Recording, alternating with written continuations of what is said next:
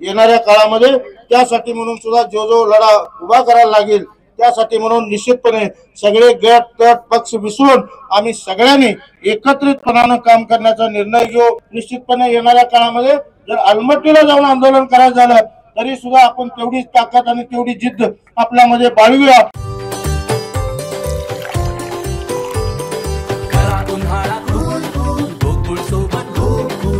गोकुळ सोबत गोकुल।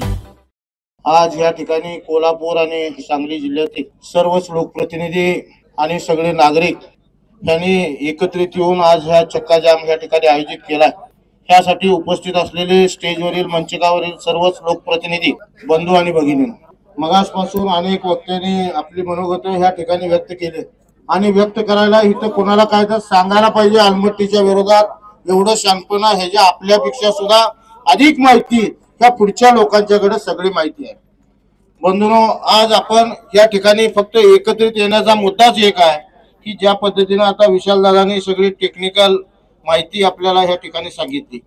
निश्चितपणे मगाशी या ठिकाणी वडनेरे समितीचा उल्लेख या ठिकाणी झाला।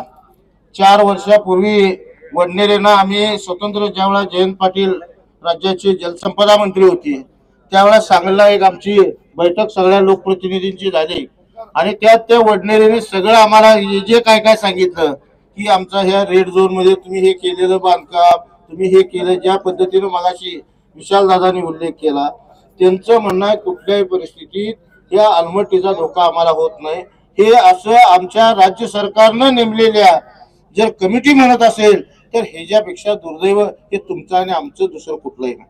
बंधूंनो, मगाशी अनेक ठिकाणी उल्लेख झाला कुणाचा निषेध कुणाचा काय ह्याच्यापेक्षा सुद्धा सरकार कुणाचं आहे काय आहे कोण काय केलं 10 वर्षापूर्वी काय झालं आणि 5 वर्षापूर्वी काय झालं ह्याच्यापेक्षा सुद्धा हे थांबवणं हे तुमच्या आणि माझ्या दृष्टीनं सर्वात महत्वाचं आहे आणि त्यासाठी म्हणून आपण पक्ष गट तट हे सगळे बाजूला ठेवून सगळ्यांनी एकजुटीनं हा लढा आपण दिला पाहिजे। निश्चितपणे कर्नाटक सरकारची उंची वाढवण्यासाठी म्हणून जवळपास 10 वर्षापासूनची तयारी त्यांचं सगळं इन्फ्रास्ट्रक्चर आज या ठिकाणी तयार आहे।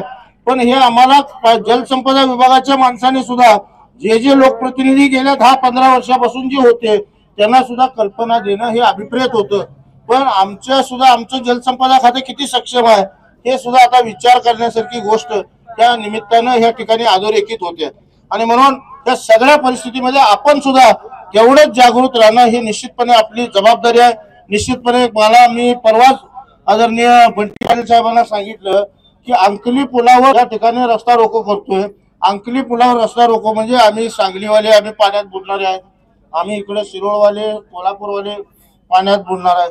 म्हणजे आता हे आम्ही जे मगासपासून सकाळी 10 वाजल्यापासून आम्ही या ठिकाणी बसलोय अजून 12-1 वाजेपर्यंत आमचं हे चालणार आहे। म्हणजे हे आमचं आत्मक्लेश आंदोलन आता हे झालं हे आमचं आत्मक्लेश आंदोलन झालं।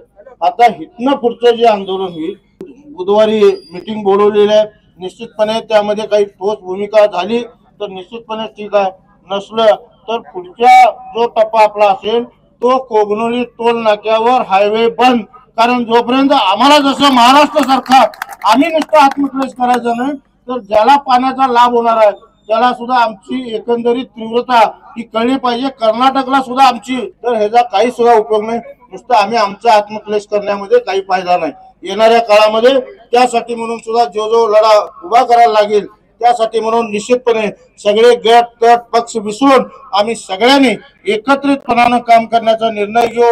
मगाशी खासदार धैर्यशील माने साहेबांनी सुद्धा सांगितले केंद्रामध्ये सुद्धा त्यांनी बैठक लावली। येणाऱ्या काळामध्ये 15 दिवसामध्ये याचा निर्णय कुठल्याही परिस्थितीत लागला पाहिजे आणि राज्य सरकारनं काय भूमिका घेणार आहे त्याची सुद्धा येणाऱ्या काळामध्ये स्पष्टता आली पाहिजे।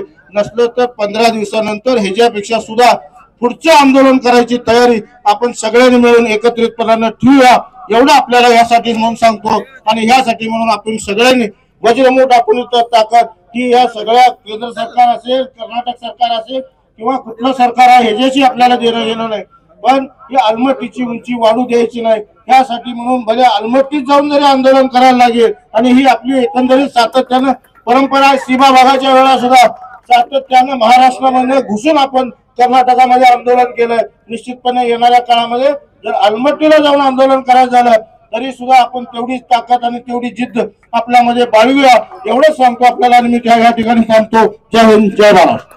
अशाच नवनवीन अपडेट पाहण्यासाठी आमच्या कोल्हापुरी कारभार म्हणजेच KK न्यूज चॅनेलला सबस्क्राईब करा.